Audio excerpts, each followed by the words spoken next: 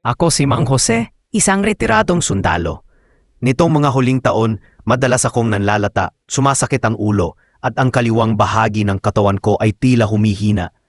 Sa payo ng pamilya, nagpa-check up ako sa Philippine Heart Center.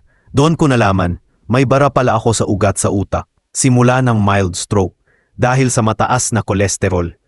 Dati pa ako binabalaan tungkol sa fatty blood, pero di ko gaanong sineryoso. Nang uminom ako ng gamot, nakaranas ako ng sakit sa bato at sikmura, kaya tumigil ako. Sinubukan ko ang mga halamang gamot, pero hindi rin naging sapat. Hanggang sa isang araw, ang anak kong nagtatrabaho sa Japan ay nagdala ng Sarafin. Sabi niya, "Tatay, ito ang pinakamahagi na supplement para sa mataas na kolesterol sa Japan."